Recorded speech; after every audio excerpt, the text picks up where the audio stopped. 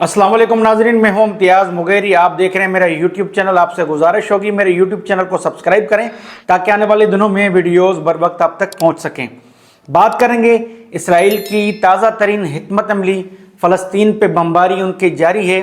Israeli वज़ीर आज़म Israeli फ़ौजियों से मिले हैं, उन्होंने उनकी हौसला अफजाई की है। इस वक्त इसराइल की हिकमत अमली ये है कि वो समंदरी रास्ते, फ़िज़ाई रास्ते और ज़मीनी ऑपरेशन पे वो काम कर रहा है और इसको शुरू करने की तैयारी वो कर रहा है। बमबारी जो एयर स्ट्राइक जो थी इसराइल की, वो मुसलसल जारी थी, लेकिन ये हिकमत अमली बनाई गई कि तीनों तरफ से अब नए हमले किए जाएंगे। मुकम्मल तौर पे गजा पट्टी को निस्तो नाबूद कर दिया जाएगा।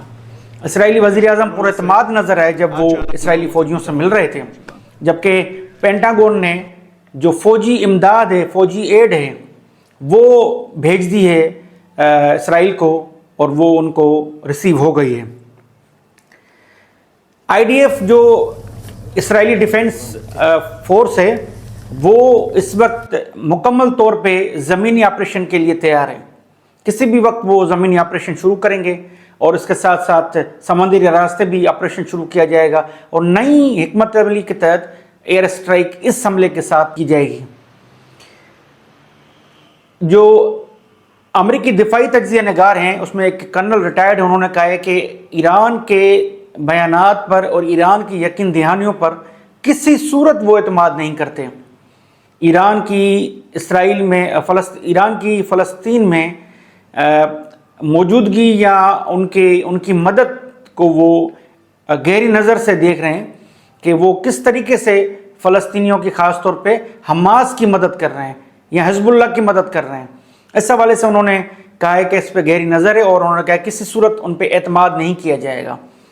चीनी वज़ीर ख़ारजा ने सऊदी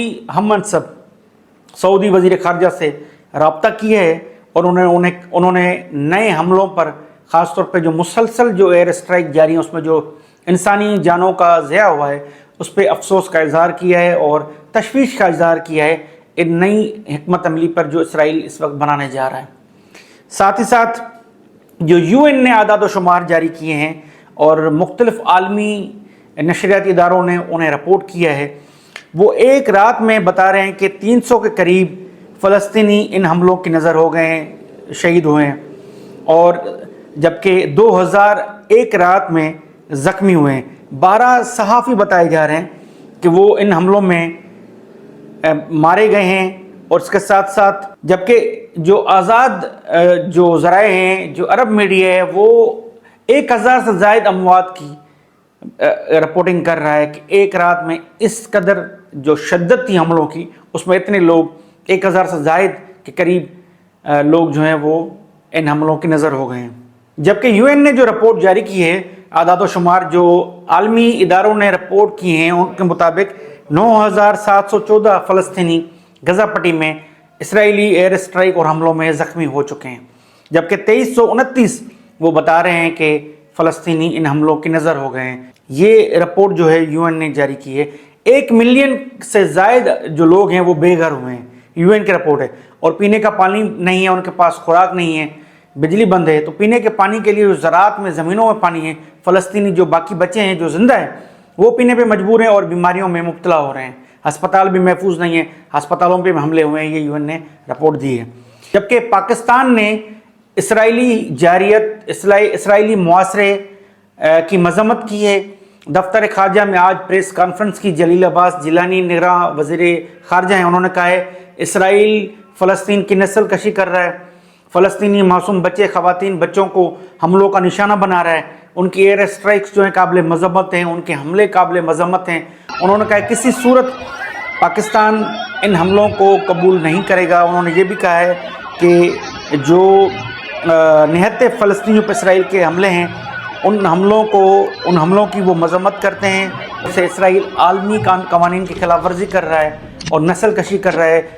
पाकिस्तान का जो शुरू से ही मौक़िफ़ है फ़लस्तीन के हवाले से, उस मौक़िफ़ पे वो कायम है और वो आलमी करारदादों का एहतराम करने की उन्होंने बात की है कि इसराइल जो है उनकी पासदारी करे, आलमी कवानीन की, जंगी कवानीन की पासदारी करे। इस तौर पर उन्होंने OIC और UN और आलमी ममालिक से मुतालबा किया है कि वो इसमें मुदाखलत करें اور ان حملوں کو روکیں، اسرائیلی جو جاری ہے تو ان کو روکیں، اور خاص طور پہ غزہ پٹی کا جو معاصرہ ہے، جلیل عباس جیلانی نے کہا ہے کہ پاکستان مطالبہ کرتا ہے کہ فوری طور پر اس معاصرے کو ختم کیا جائے، ان کی سپلائی خوراک کی بحال کی جائے، پانی کی سپلائی بحال کی جائے، اور اس کے ساتھ ساتھ بجلی جو معطل ہے اس کو بحال کیا جائے۔ آنے والے دنوں میں رکھوں گا اس صورتحال سے، فلسطین پر اسرائیلی حملوں سے اور ملکی سیاسی صورتحال سے آپ کو باخبر۔ ملتے ہیں نیکسٹ ویڈیو میں، تب تک کے لیے اللہ حافظ۔